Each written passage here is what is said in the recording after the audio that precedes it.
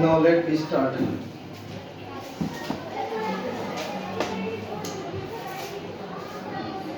Constitution. Today's our lesson is Constitution. Constitution है क्या, पहले इसको मालूम करना चाहिए. What is Constitution? Constitution को हम डिफाइन कर रहे हैं यहाँ बहुत ही मुख्तसर अल्फाज में. Constitution को हिंदी में क्या कहते हैं?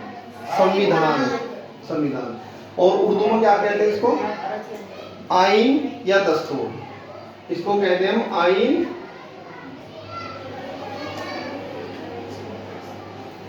आइन या दस्तूर.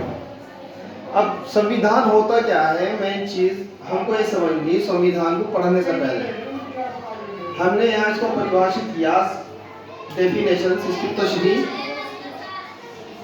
संविधान एक ऐसा दस्तावेज होता है. ओके, दस्तावेज मीन्स डॉक्यूमेंट. संविधान एक ऐसा दस्तावेज होता है जिसका किसी देश के सभी कानूनों और विधियों, कानून हिंदी में कहते हैं विधि और विधियां, लॉ और लॉज. ठीक, कानून, कानूनों, कानून एक मैंने कानून, और कानून में बहुत सारे कानून. विधि, कानून को क्या कहेंगे हिंदी में? विधि. और बहुत सी कानूनों को क्या कहेंगे हिंदी में हम? विधियां, लॉ और लॉज. किसी देश के सभी कानूनों विधियों में सर्वोच्च स्थान होता है. यानी कि किसी भी मुल्क का जो संविधान होगा, जो डेमोक्रेटिक तौर से चलेगा. हर डेमोक्रेटिक कंट्री या हर मुल्क अपना निजाम चलाने के लिए एक दस्तावेज को बनाता है, लिखता है. उसी को हम क्या कहते हैं? संविधान. क्लियर हो गया? यानी कि दस्तावेज का मतलब वो दस्तावेज एक बुक की शक्ल में हो सकता, एक किताब की शक्ल में हो सकता. यहां तक समझ लीजिए आप, संविधान एक ऐसा दस्तावेज होता है, इट इज क्लियर, एक डॉक्यूमेंट, एक बुक जिसका किसी देश के सभी कानूनों विधियों में सर्वोच्च स्थान होता है. It is clear that constitution is a supreme law of any country. Okay, यानी कि कानून की जितनी भी किताबें होंगी किसी भी मुल्क में, जो सबसे बड़ी किताब होगी उसको क्या कहेंगे हम? कॉन्स्टिट्यूशन, संविधान.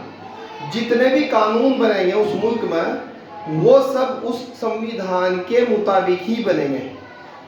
आगे क्लियर? उस मुल्क में कैसी सरकार बनेगी, किस तरीके से सरकार बनेगी, कैसे उसका निजाम होगा, कैसे उसका शासन प्रशासन होगा, सब चीज वो डिफाइन होगी किसमें?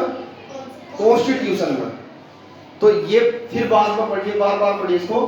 संविधान एक ऐसा दस्तावेज होता है जिसका किसी देश के सभी कानूनों ऑब्लिक विधियों में सर्वोच्च स्थान होता है. सर्वोच्च स्थान है, यानी कि सबसे ऊपर क्या? कॉन्स्टिट्यूशन.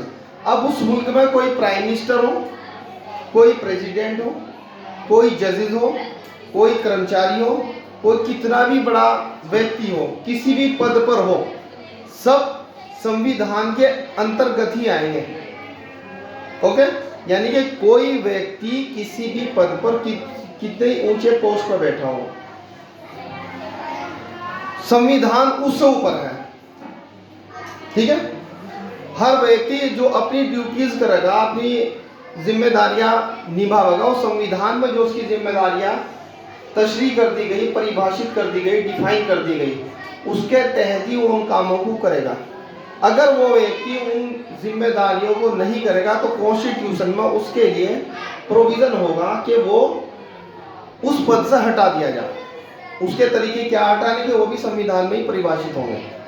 ठीक, एक व्यक्ति कॉन्स्टिट्यूशन तौर पर किसी पोस्ट पर गवर्नमेंट ने अपॉइंट कर दिया, तो उसकी पोस्ट की जो कंडीशंस है, उसकी शराइत है, वो लिख दी गई कि आपको हम ये पोस्ट पर बिठा रहे हैं, ये आपकी जिम्मेदारियां पब्लिक के प्रति, गवर्नमेंट के प्रति. अगर वो व्यक्ति अपनी जिम्मेदारियों से सही तरीके से निर्वाह नहीं करेगा तो क्या होगा? उसको गवर्नमेंट हटा देगी. ऐसे ही तो संविधान में क्लियर होगा, इट इज क्लियर दैट संविधान is a supreme law of any country. Clear होगा, सुप्रीम लॉ, सर्वोच्च विधि, सबसे बड़ा विधि क्या, कॉन्स्टिट्यूशन। अब कॉन्स्टिट्यूशन के बाद क्या, तथा जो किसी देश का शासन व प्रशासन। क्लियर हो गया।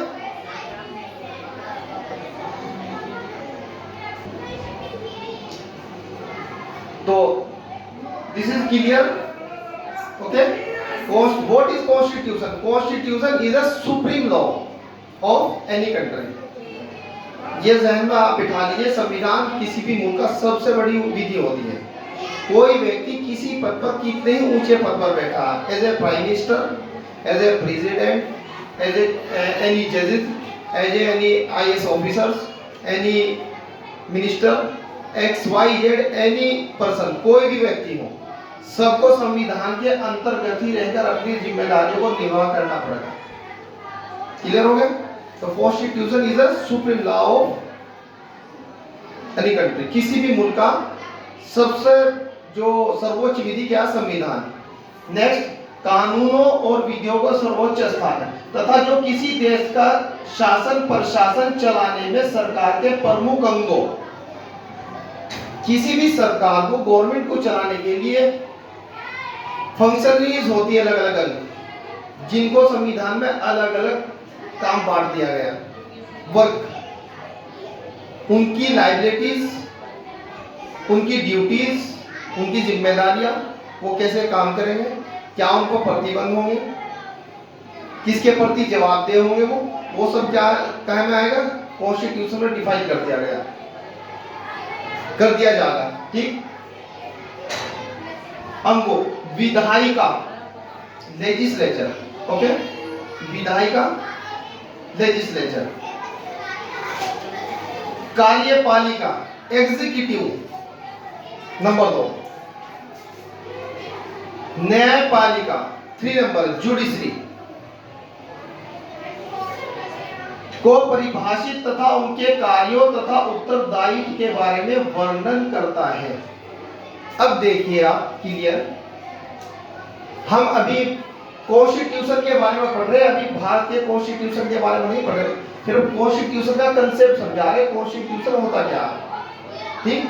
तो किसी भी मुल्क में सरकार चलाने के लिए किस चीज की जरूरत होती है हमको, कानूनों की। पहले कॉन्स्टिट्यूशन की, हमारे पास कॉन्स्टिट्यूशन आ गया, उसके बाद अब हमको कानून बनाने अलग अलग। उसके लिए हमको क्या चाहिए, एक बॉडी, एक सरकार। ठीक। उस सरकार को क्या कहेंगे हम, लेजिस्लेचर। लेजिस्लेचर का काम क्या होगा, जो कानून बनाएगी। विधायिका, विधायिका विधि, अभी हमने पढ़ाया आपको विधि, विधि पढ़ाया ना, तो विधि का मतलब क्या हो, लो, कानून। तो विधि से बन गया क्या, विधायिका। विधायिका का मतलब कानून बनाने वाला अंग। क्लियर हो गया। विधि मैंने कानून, लो हो गया, और विधि से क्या बन गया, विधायिका। विधायिका कहते हैं जो कानून बनाएगा। ठीक। दूसरा सेकंड पार्ट है इसका, इज कार्यपालिका, एग्जीक्यूटिव। अब विधायिका ने कोई कानून बना दिया, जैसे इंडिया के अंदर विधायिका सेंट्रल गवर्नमेंट के लिए, पार्लियामेंट, हर राज्य में अपनी एक विधायिका, विधानसभा है ना। तो जो विधायिका कानून बनाएगी, उसके अंदर जो व्यक्ति, जो बॉडी बैठेगी कानून बनाने वाली, उन्होंने कानून अपना काम, ड्यूटीज पूरी कर ली है, भाई हमने आपके लिए कानून बना दिया, मुल्क के लिए कानून बना दिया। अब उस कानून को जमीन पर लागू करना दूसरा अंग होगा। उस कानून का इन्फोर्समेंट कौन करेगा। फॉर एग्जाम्पल, एक कानून बन गया, फूड एंड सिक्योरिटी एक्ट बन गया, खाद्य सुरक्षा अधिनियम ही ले लिया, कि सरकार ने एक सर्वे करने के बाद कानून बनाया कि मुल्क में जितने गरीब लोग हो उनको सरकार की तरफ से अनाज और खाद्य सामग्री वितरित की जाएगी, दी जाएगी। उसके लिए उन्होंने कैटेगरीज बना दी कि किन किन लोगों को दी जाएगी, कौन लोग इस श्रेणी में आएंगे। एक किताब बना दी उसके लिए, फूड एंड सिक्योरिटी एक्ट, खाद्य सुरक्षा अधिनियम। अब उस अधिनियम को जिस विधायिका ने बनाया वो विधायिका उसको एग्जीक्यूटिव कार्यपालिका के पास भेज देंगे कंप्लीट बनाने के बाद, after the sign of president. ठीक, आफ्टर द साइन ऑफ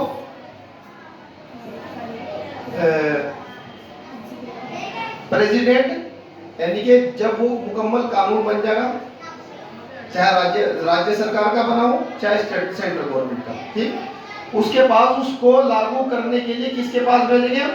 कार्यपालिका के अंदर। कार्यपालिका के अंदर जितने भी गवर्नमेंट ऑफिसर्स से लेकर और निचले स्तर के जो कर्मचारी होंगे सब वो कार्यपालिका की श्रेणी में आएंगे, गवर्नमेंट एम्प्लॉय। ठीक, विधायिका के में कौन लोग आ रहे? जो उस कानून को बना रहे, जिनको जनता ने अपने वोट से चुनकर विधानसभा में या पार्लियामेंट में भेजा। उनका काम क्या है? कानून बनाना। जैसे एमएलएस, एमपीस, ठीक, जो गवर्नमेंट उस टाइम होगी, जब आगे बढ़ाएंगे कैसे बनेगी गवर्नमेंट, तो वो कानून बनाने के बाद उस कानून को लागू करने के लिए किसके पास भेज देंगे? सेकेंड स्टेप पर कार्यपालिका। अब कार्यपालिका के अंदर कौन लोग आएंगे? जितने भी गवर्नमेंट एम्प्लॉइज हैं, आईएएस ऑफिसर से लेकर निचले स्तर तक सब एग्जीक्यूटिव के अंदर आए हो, अलग अलग डिपार्टमेंट में। ठीक, जिस डिपार्टमेंट में कानून के लिए कानून बना गया वो कानून उसी को दे दिया जाएगा कि वही हमने कानून बना दिया, अब आप इस कानून के मुताबिक जनता का सर्वे करके जो जो इसकी श्रेणी में आ रहे हैं उनको राशन कार्ड के जरिए इस प्रोग्राम को पूरा किया जाए सरकार के। उसके अंदर कंडीशंस है कि कौन लोग एलिजिबल होंगे, यानी कौन लोग राशन कार्ड के लिए पात्र होंगे और कौन अपात्र नहीं होंगे। फिर एक हेड ऑफ द सिटी जो होगा, डिस्ट्रिक्ट ऑफिसर, जिसको हम डीएम कहते हैं, डीएम अपने जिले स्तर पर और निचले स्तर तक जो कर्मचारी हो उनसे सर्वे कराने के बाद ब्लॉक स्तर तक आएगा, ब्लॉक स्तर तक फिर ग्राम पंचायत तक, उस ग्राम पंचायत का सर्वे कराकर कि कितने लोग इस श्रेणी में आते हैं, उस कानून को लागू कराने का प्रयास करेगा। ठीक, वहां से उनकी एक लिस्ट बनेगी, लिस्ट ऊपर जाएगी डीएम साहब के पास, फिर वो अप्रूवल करने के बाद उनको रिपोर्ट दी जाएगी डीएम साहब को कि इतने लोग फला गांव में, इतने लोग इस गांव में, इतने लोग इस गांव में पात्र की श्रेणी में आ रहे हैं। अब जो कानून सरकार ने बनाया था, विधायिका ने, वो कानून जनता के लिए बनाया था। ठीक, तो जनता तक पहुंचाने का काम किसका था? कार्यपालिका का। ये पूरी बॉडी कार्यपालिका उस कानून को लागू कराने के अंदर लग चुकी है, गांव गांव तक गई, घर घर तक गई और हर व्यक्ति का सर्वे किया। एक एग्जांपल देना मैं, जितने भी कानून होंगे सबका प्रोसीजर यही होगा लागू कराने का। लागू कराना किनका काम है? कार्यपालिका का। ठीक, तो दो चीज क्लियर होगी, विधायिका और कार्यपालिका। विधायिका क्या करती है काम? कानून बनाने का, और कार्यपालिका क्या करती है? उस कानून को लागू करने का। ठीक, अब ये दोनों अपनी ड्यूटीज कर रही हैं, यहां तक क्लियर हो गया। सेकेंड, थर्ड हमारा आ गया जुडिशरी, न्यायपालिका। व्हाट इज न्यायपालिका and it's liabilities and functions? इसकी क्या दायित्व है और क्या कार्य है? न्याय निकलता इंसाफ से, जस्टिस। ओके, न्याय मेरे जस्टिस, इंसाफ। अब हम थोड़ा सा पीछे लौटते हैं। Constitution is a supreme law. ठीक, अब इसकी ड्यूटीज क्या है न्यायपालिका की? सबसे मेन ड्यूटीज है जो न्यायपालिका सर्वोच्च टॉप पर होगी किसी भी मुल्क में एज ए सुप्रीम कोर्ट। उसकी एक ड्यूटी ये भी है कि संविधान का रक्षक है, वो इसको सुरक्षा करेगा कॉन्स्टिट्यूशन की। कैसे? कि जैसे कोई भी विधायक का, कानून बनाने वाला नहीं। कॉन्स्टिट्यूशन के खिलाफ कोई कानून ना बनाना, ठीक।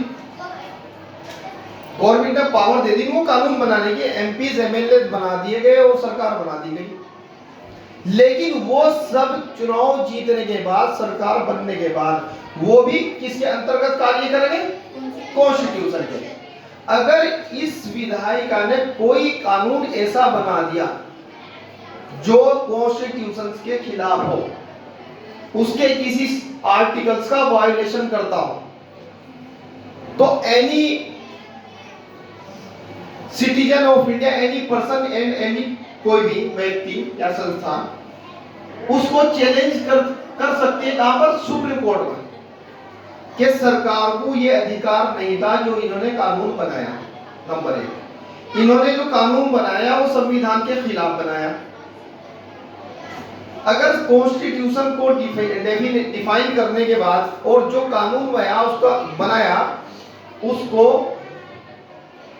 पर विचार करने के बाद सुप्रीम कोर्ट को मालूम होता है कि यह कानून वाकई कॉन्स्टिट्यूशन के खिलाफ है, तो विधायिका का ऐसा कानून जो संविधान के खिलाफ बनाया उसने, जुडिशरी न्यायपालिका को अधिकार है कि उस कानून को वो नल एंड वॉइड खत्म कर दे। क्यों खत्म कर दे? क्योंकि उसकी जिम्मेदारी संविधान की रक्षा करना। अगर ऐसा नहीं होता तो कोई भी सरकार मन मुताबिक कानून बना देती और इससे क्या होता? एक इम्बैलेंस हो जाता, यही पता नहीं लगता कौन क्या बना रहा। तो संविधान के अंतर्गत इसको सुरक्षित रखने की जिम्मेदारी न्यायपालिका को दी गई, ठीक। कोई भी सरकार ऐसा कानून नहीं बना सकती जो कॉन्स्टिट्यूशन के खिलाफ हो, संविधान में कोई बात ऐसी लिखी हुई ना हो, फिर भी वो कानून बना दे, तो उसको चैलेंज कहां किया जाएगा? सुप्रीम कोर्ट, ठीक। सुप्रीम कोर्ट उस पर विचार करेगा और कॉन्स्टिट्यूशन के उस पार्ट को डिफाइन करेगा जिसके तहत, जिसका सहारा लेकर विधायिका ने वो कानून बनाया। अगर सुप्रीम कोर्ट को मालूम होता है कि सरकार ने ऐसा कानून अपनी शक्तियों का दुरुपयोग करके बनाया जो उसको राइट नहीं था, या इस कानून से किसी व्यक्ति के फंडामेंटल राइट्स अंतर्गत एक्सेप्शन के या कॉन्स्टिट्यूशन का बेसिक स्ट्रक्चर वायलेट हो रहा, तो सुप्रीम कोर्ट उस कानून को क्या करेगा? रद्द कर देगा, नल एंड वॉइड, ठीक। अगर वो कानून सही बन गया, लेकिन सेकंड स्टेप पर जो उसको लागू करने की जिम्मेदारी किसको दी गई?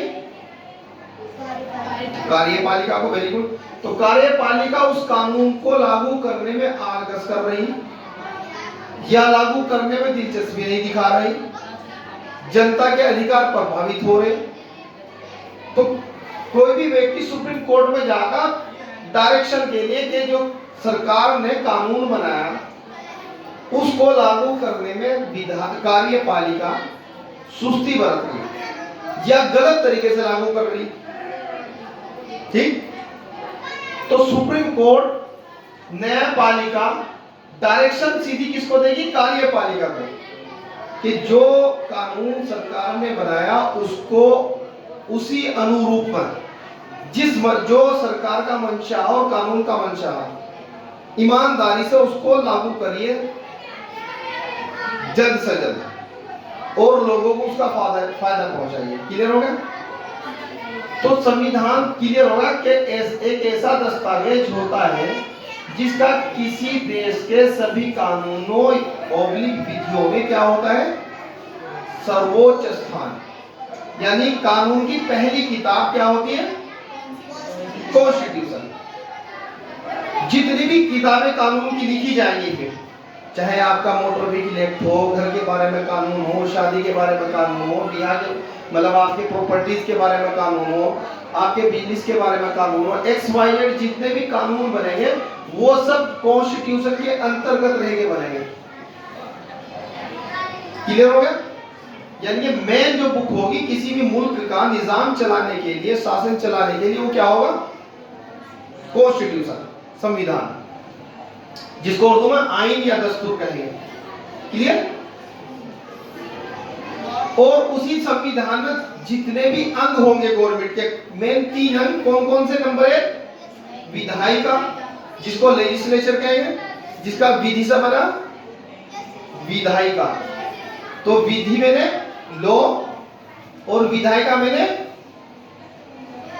लॉ मेकर, यानी कि विधि मैंने विधायिका बनाने वाला, उस कानून को बनाने वाले वो विधायक कहलाते हैं।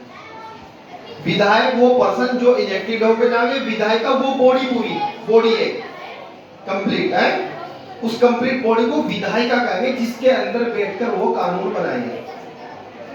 जैसे यूपी उत्तर प्रदेश गवर्नमेंट को कोई उत्तर प्रदेश के लिए कानून बनाना पड़ जाए तो हमारी विधायिका कहां पर है? हमारी विधानसभा कहां पर है?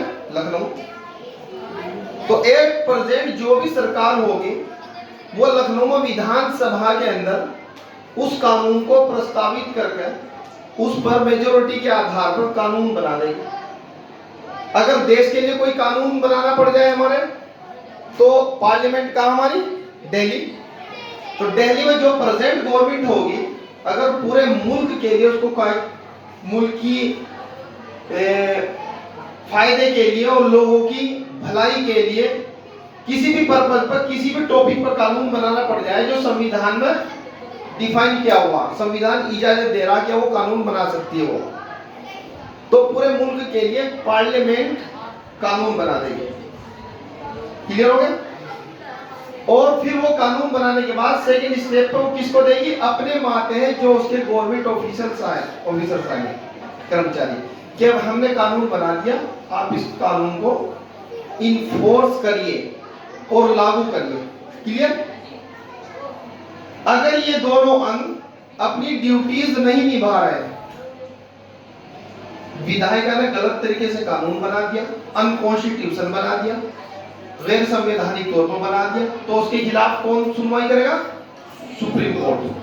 सुप्रीम कोर्ट उस वक्त as a protector, as a protection करेगा कॉन्स्टिट्यूशन की, कि आप को पावर तो है कानून बनाने की, आपको जनता ने चुन लिया, लेकिन आप सुप्रीम नहीं हो। You are not as a king, you are servant of public. तुम राजा नहीं हो, तुमको भी संविधान के दायरे के अंदर रहकर कार्य करना। ठीक? जनता ने तुमको जो चुना अपने वोट के आधार पर, वो अपनी सेवा के लिए चुना, और तुम सिर्फ वही काम कर सकते हो जो कॉन्स्टिट्यूशन ने तुमको अधिकार दिए। अगर तुम कॉन्स्टिट्यूशन के बाहर जाएगी कोई सरकार, तो सुप्रीम कोर्ट उसके खिलाफ डायरेक्शन जारी कर सकता है, और अगर उसके बना हुए कानून को वो नल एंड वॉइड डिक्लेयर कर सकता है कि तुमको राइट नहीं था सच कि इस तरीके का कानून बनाना, that the violated of constitution. तो it is clear that in any country supreme law is constitution. All bodies and all person or citizen live and do their work under constitution. Clear हो गया? तो supreme court ही यानी constitution ही supreme है। कोई व्यक्ति पद power के आधार पर सर्वोच्च नहीं है।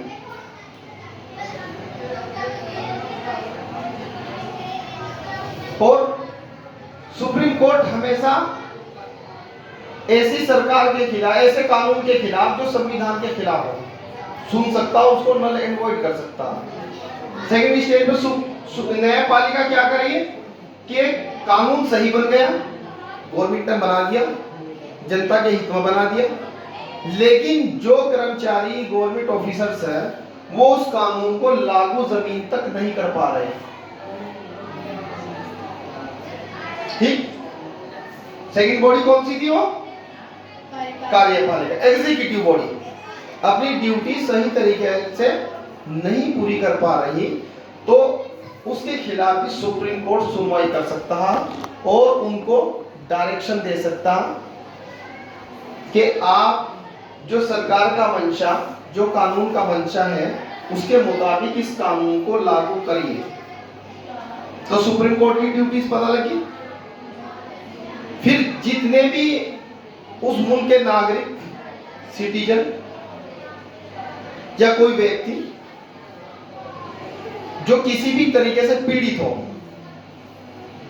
वो चाहे गवर्नमेंट ऑफिस के से पीड़ित हो किसी व्यक्ति से, वो सबके खिलाफ कहा जा सकता है न्यायपालिका में। तो न्यायपालिका जो वर्ड है वो न्याय से बना ना, जस्टिस, इंसाफ। इसका वर्क सिर्फ इतना कि वो इंसाफ करेगा और इंसाफ के साथ साथ ये देखेगा कि हर व्यक्ति अपनी जिम्मेदारी, अपनी ड्यूटी संविधान के अनुरूप कर रहा या नहीं कर रहा। और कॉन्स्टिट्यूशनल ड्यूटीज को पूरा करने के लिए न्यायपालिका अलग अलग तरीके से रीटें जारी करेगी, डायरेक्शंस जारी करेगी, जो आगे हम इंडियन कॉन्स्टिट्यूशन में पढ़ेंगे। So till today is only for that what is constitution. It is clear constitution is a supreme law of any country. Supreme संविधान एक ऐसा दस्तावेज होता है जिसका किसी देश के सभी कानूनों ऑब्लिक विधियों में सर्वोच्च स्थान होता है। बस ज़हन में बिठा लेना तो constitution is a supreme law. अगर आप पढ़ रहे हो एजुकेशन एक्ट के मुताबिक ये गवर्नमेंट ने बनाया, तो कॉन्स्टिट्यूशन के अंदर डिफाइन कर दिया गया education is a fundamental right, शिक्षा का एक अधिकार, मूलभूत अधिकार है। तो सरकार की जिम्मेदारी है कि वो बेसिक स्तर तक कम से कम सभी बच्चों को फ्री में एजुकेशन और एजुकेशन का वातावरण और उनके लिए जो सुविधाएं स्कूल और उनके लिए फैसिलिटीज अवेलेबल कराए।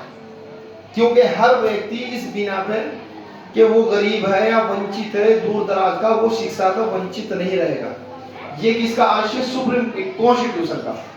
कॉन्स्टिट्यूशन इसलिए सरकार से अपेक्षा करता है कि वो ऐसे कानून और ऐसा माहौल बनाए कि हर व्यक्ति, हर बच्चे को शिक्षित किया जा सके। क्लियर हो गया? तो one thing is important, that constitution is a supreme law. Okay, तो आज के लिए इतना ही। फिर हम इसको नेक्स्ट सेशन में इंडियन कॉन्स्टिट्यूशन को स्टार्ट करेंगे। इंडियन कॉन्स्टिट्यूशन क्या है, कैसे बना, कब बना और उसके अंदर क्या क्या है, और उसकी प्रीएम्बल क्या है, प्रीएम्बल का मेंशंस क्या है, व्हाट इज प्रीएम्बल, उद्देशिका क्या होती है। यहाँ से नेक्स्ट लेसन हमारा होगा इंडियन कॉन्स्टिट्यूशन। ठीक, आज हमने सिर्फ आपको वर्ड समझाया, what is constitution. What is constitution समझ में आ गया, नहीं आया? Can ask any question about this. अगर किसी बच्चे के समझ में नहीं आया हो तो आप इसको कॉन्सेप्ट को क्लियर कर सकते हो कि what is constitution. Can ask you any question? सब समझ गए? सुप्रीम लॉ, दिमाग में सुप्रीम लॉ। ठीक, जैसे किसी भी मजहब में, like Islam, Quran is a supreme law. Supreme law नहीं तो जितनी किताबें वो सब कुरान के अंतर्गत है। तो ऐसे ही किसी मुल्क का निजाम चलाने के लिए कॉन्स्टिट्यूशन वहां का सुप्रीम होता है, व्यक्ति सुप्रीम नहीं होता कि कोई प्राइम मिनिस्टर बन गया, कोई चीफ मिनिस्टर बन गया, कोई प्रेसिडेंट बन गया, कोई जजेस बन गया, वो सुप्रीम नहीं है। सुप्रीम क्या? कॉन्स्टिट्यूशन। क्योंकि उनको अपनी सभी काम, सभी ड्यूटीज, सभी जितने भी उनकी जिम्मेदारियां वो कॉन्स्टिट्यूशन के दायरे के अंदर रहकर करना। अगर उसके अगेंस्ट करेंगे तो गवर्नमेंट या कॉन्स्टिट्यूशन में ऐसे प्रावधान होंगे कानून में जो उसको पद से हटाया जा सकता है। तो सुप्रीम कोर्ट इज सुप्रीम है, सॉरी कॉन्स्टिट्यूशन इज सुप्रीम है। ठीक, और उसके जितने अंग हैं ये हमने बता दिए। मेन 3 अंगों में वर्क होगा किसी मुल्क का: विधायिका, विधि बनाने वाला; कार्यपालिका, उस कानून को लागू करने वाला; न्यायपालिका, जो इनका एज ए वॉचमैन वर्क करेगा, as a protector of protection करेगा कॉन्स्टिट्यूशन की, और इनको देखेगा कि ये सही कार्य कर रहे हैं या नहीं कर रहे हैं, ये संविधान के दायरे के अंदर अपनी ड्यूटीज कर रहे हैं या नहीं कर रहे हैं। अगर ये कॉन्स्टिट्यूशन के तहत अपनी ड्यूटीज नहीं कर रहे तो सुप्रीम कोर्ट को पावर है, वो इनके खिलाफ एक्शन ले सकता और इनको संवैधानिक दायित्व के बारे में इनको आगाह कर सकता, वो वर्क करवा सकता जो संविधान ने इनको दिए कि आप ये वर्क नहीं कर रहे, ये आपने गलत काम किया तो उस काम को नल एंड वॉइड शून्य घोषित कर सकता। अगर वो नहीं कर रहे तो उनसे सुप्रीम कोर्ट न्यायपालिका वो वर्क करा सकती है।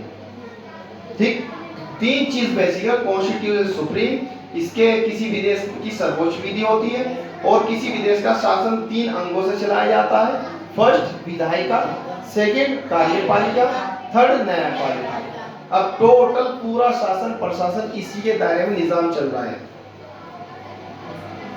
Okay, any questions? तो टुडे ओनली फॉर ओके।